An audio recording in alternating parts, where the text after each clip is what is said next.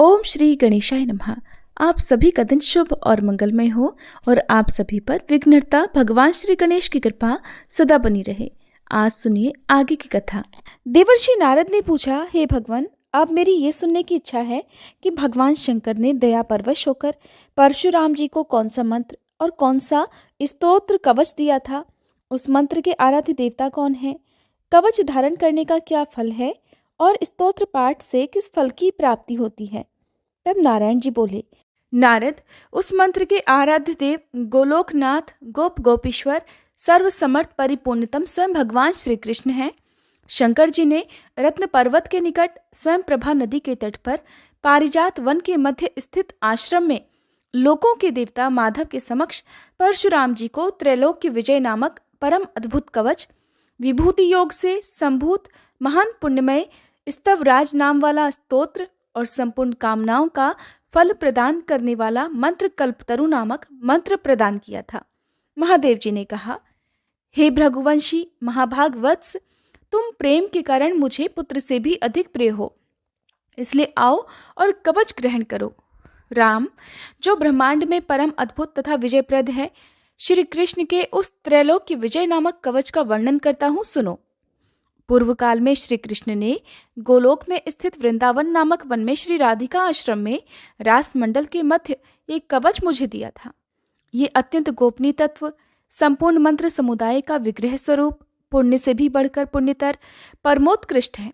इसे स्नेहवश मैं तुम्हें बता रहा हूँ, जिसे पढ़कर और धारण करके मूल प्रकृति भगवती आद्यशक्ति ने शुंभ निशुंभ महिषासुर और रक्तबीज का वध किया था, जिसे धारण करके मैं लोकों का संहारक और संपूर्ण तत्वों का जानकार हुआ हूँ, और पूर्व काल में जो दुरंत और अवध्य थे उन त्रिपुरों को खेल ही खेल में दग्ध कर सका हूँ, जिसे पढ़कर और धारण करके ब्रह्मा जी ने इस उत्तम सृष्टि की रचना की है, जिसे धारण करके भगवान शेष सारे विश्व को धारण करते हैं, जिसे धारण करके कूर्मराज शेष को लीलापूर्वक धारण किए रहते हैं, जिसे धारण करके वरुण सिद्ध और कुबेर धन के स्वामी हुए हैं, जिसे पढ़कर और धारण करके स्वयं इंद्र देवताओं के राजा बने हैं, जिसे पढ़कर और धारण करके महर्षि अगस्त्य सातों समुद्र को पी गए और उसके तेज से वातापी नामक दैत्य को बचा गए, जिसे पढ़कर और धारण करके पृथ्वी देवी सबको धारण करने में समर्थ हुई हैं, जिसे पढ़कर और धारण करके गंगा जी स्वयं पवित्र होकर भुवनों को पावन करने वाली बनी हैं, जिसे पढ़कर और धारण करके सावित्री ने वेदों को जन्म दिया है। हे भृगुनंदन, जिसे पढ़कर और धारण कर वेद धर्म के वक्ता हुए हैं, जो महात्मा साधु और श्री कृष्ण भक्त हो उसी को ये कवच देना चाहिए, क्योंकि छठ और दूसरे के शिष्य को देने से दाता मृत्यु को प्राप्त हो जाता है। इस त्रैलोक्य विजय कवच के प्रजापति ऋषि हैं, गायत्री छंद है, स्वयं रासेश्वर देवता हैं और त्रैलोक्य की विजय प्राप्ति में इसका विनियोग कहा गया है। ये परात्पर कवच तीनों लोकों में दुर्लभ है। ओम श्री कृष्णाय नमः सदा मेरे सिर की रक्षा करे। कृष्णाय स्वाहा, ये पंचाक्षर सदा कपाल को सुरक्षित रखे। कृष्ण नेत्रों की तथा कृष्णाय स्वाहा पुतलियों की रक्षा करे। हरे नमः, सदा मेरी भ्रकुटियों को बचाए। ओम गोविंदाय स्वाहा, मेरी नासिका की सदा रक्षा करे।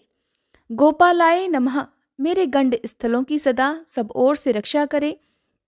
ओम गोपांग नेशाय नमः, सदा मेरे कानों की रक्षा करे। ओम कृष्णाय नमः, निरंतर मेरे दोनों ओठों की रक्षा करे।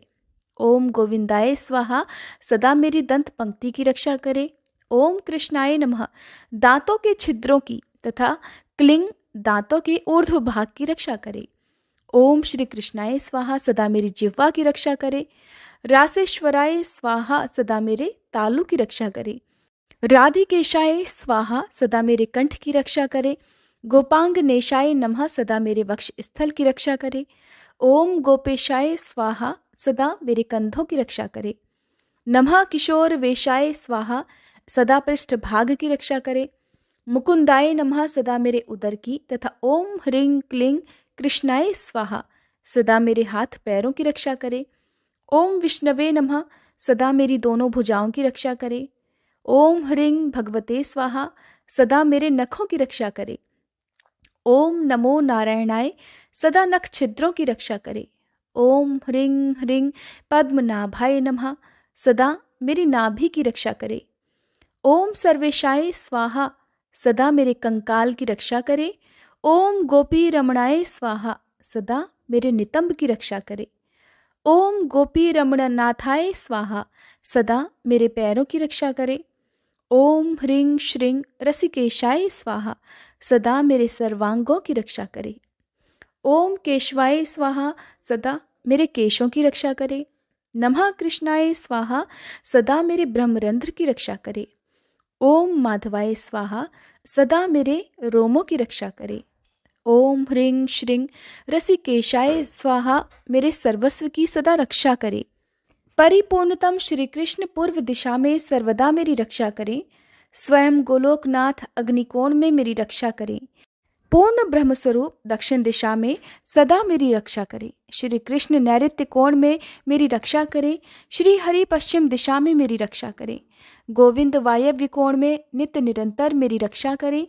रसिक शिरोमणि उत्तर दिशा में सदा मेरी रक्षा करें। वृंदावन विहार कृत सदा ईशान कोण में मेरी रक्षा करें। वृंदावनी के प्राणनाथ ऊर्ध्व भाग में मेरी रक्षा करें। महाबली बलिहारी माधव सदैव मेरी रक्षा करें। नरसिंह जल स्थल तथा अंतरिक्ष में सदा मुझे सुरक्षित रखें। माधव सोते समय तथा जागृत काल में सदा मेरा पालन करें। और जो सबके अंतरात्मा निर्लेप और सर्वव्यापक हैं वे भगवान सब ओर से मेरी रक्षा करें। वत्स, इस प्रकार मैंने त्रैलोक की विजय नामक कवच जो परम अनोखा तथा समस्त मंत्र समुदाय का मूर्तिमान स्वरूप है तुम्हें बतला दिया। मैंने इसे श्री कृष्ण के मुख से श्रवण किया था। इसे जिस किसी को नहीं बतलाना चाहिए। जो विधि पूर्वक अपने गुरु का पूजन करके इस कवच को गले में अथवा दाहिनी भुजा पर धारण करता है वह भी विष्णु तुल्य हो जाता है, इसमें संशय नहीं है। वह भक्त जहाँ रहता है वहाँ लक्ष्मी जी और सरस्वती जी निवास करती हैं। अगर उसे कवच सिद्ध हो जाता है तो वह जीवन मुक्त हो जाता है और उसे करोड़ों वर्षों की पूजा का फल भी प्राप्त हो जाता है। हजारों राजसूय, सैकड़ों वाजपेयी, 10,000 अश्वमेध, संपूर्ण महादान तथा पृथ्वी की परिक्रमा, ये सभी इस त्रैलोक की विजय की 16वीं कला की भी समानता नहीं कर सकते। व्रत उपवास का नियम, अध्ययन, तपस्या और समस्त तीर्थों में स्नान, ये सभी इसकी एक कला को भी नहीं पा सकते। अगर मनुष्य इस कवच को सिद्ध कर ले तो निश्चय ही उसे सिद्धि, अमरता और श्रीहरि की दास्ता आदि सब कुछ मिल जाता है। जो इसका 10 लाख जप करता है उसे ये कवच सिद्ध हो जाता है और जो सिद्ध कवच होता है वह निश्चय ही सर्वज्ञ हो जाता है। परंतु जो इस कवच को जाने बिना ही श्री कृष्ण का भजन करता है उसकी बुद्धि अत्यंत मंद है। उसे करोड़ों कल्पों तक जप करने पर भी मंत्र सिद्धिदायक नहीं होता। वत्स, इस कवच को धारण करके तुम आनंद पूर्वक निशंक होकर अनायास ही 21 बार पृथ्वी को क्षत्रियों से शून्य कर डालो। पुत्र, प्राण संकट के समय राज्य दिया जा सकता है, सिर कटाया जा सकता है और प्राणों का परित्याग भी किया जा सकता है, परंतु ऐसे कवच का दान नहीं करना चाहिए। श्री नारायण मुनि कहते हैं, नारद, तदंतर भृगुवंशी परशुराम हर्षपूर्वक शिवजी, देवी पार्वती तथा भद्रकाली को प्रणाम करके पुष्कर तीर्थ में गए और वहां मंत्र सिद्ध करने लगे। उन्होंने 1 महीने तक अन्न जल का परित्याग कर दिया और भक्ति पूर्वक श्री कृष्ण के चरण कमल का ध्यान करते हुए वायु को अवरुद्ध कर दिया। फिर आंखें खोलकर देखा तो उनको आकाश एक अद्भुत तेज से व्याप्त दिखाई पड़ा। उस तेज से 10 दिशाएं उद्दीप्त हो रही थी और सूर्य का तेज प्रतिहत हो गया था।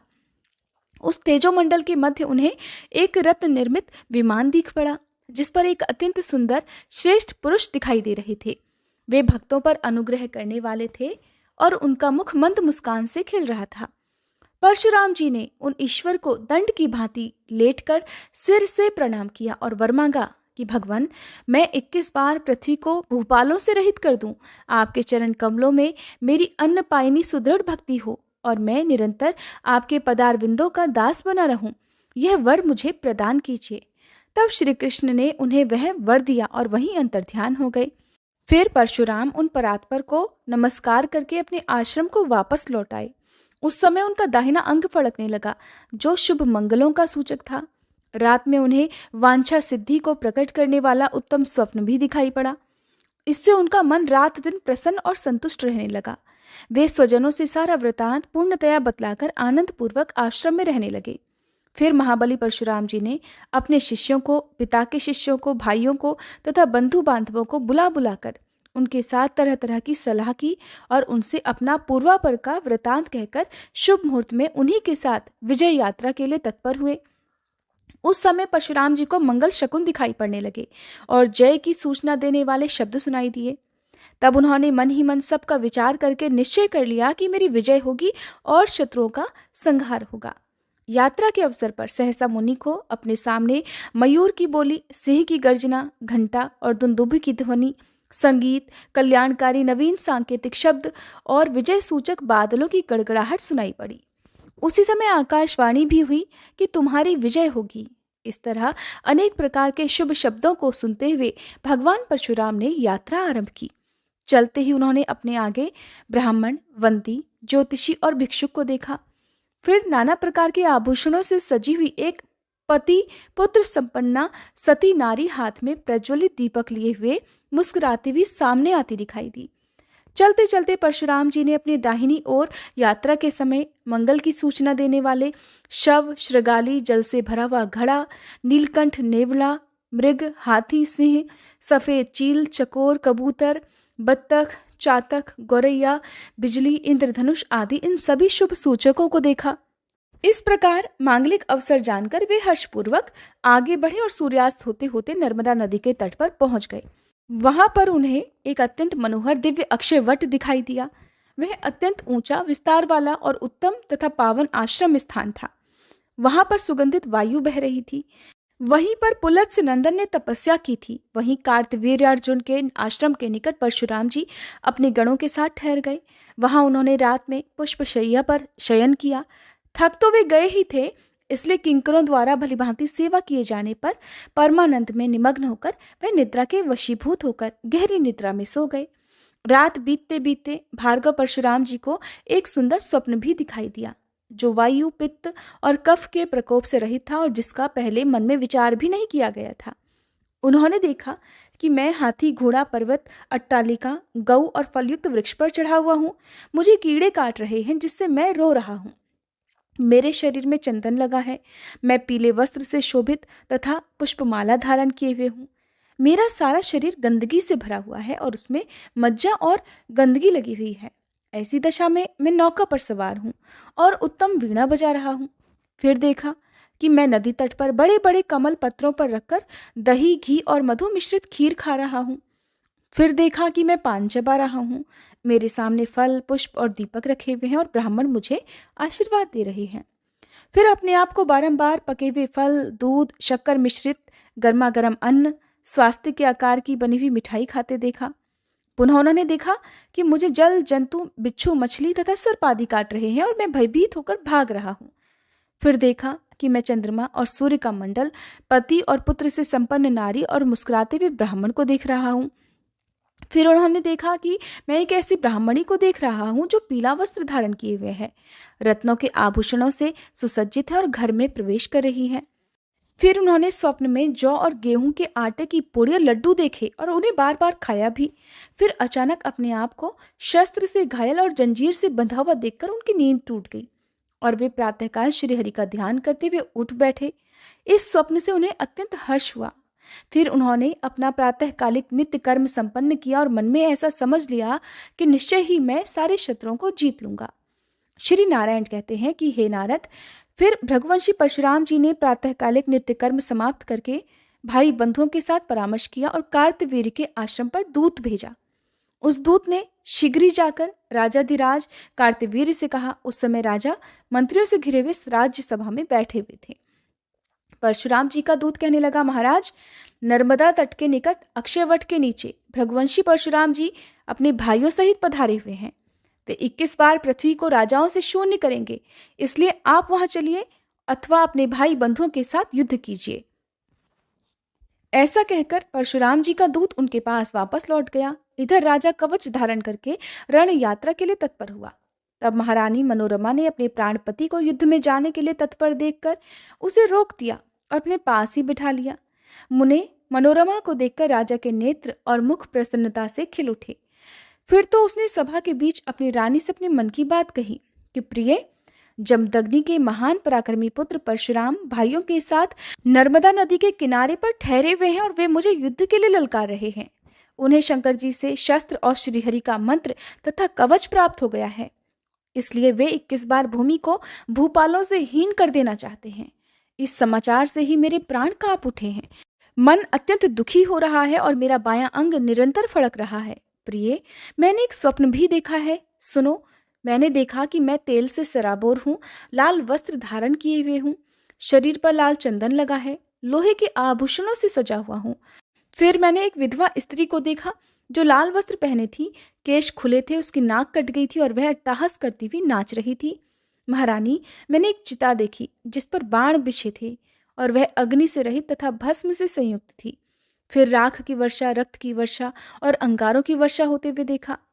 पृथ्वी पके हुए ताड़ के फलों से ढकी हुई और हड्डियों से संयुक्त थी। फिर खोपड़ियों की ढेरी दिख पड़ी जो कटे हुए बालों और नखों से युक्त थी।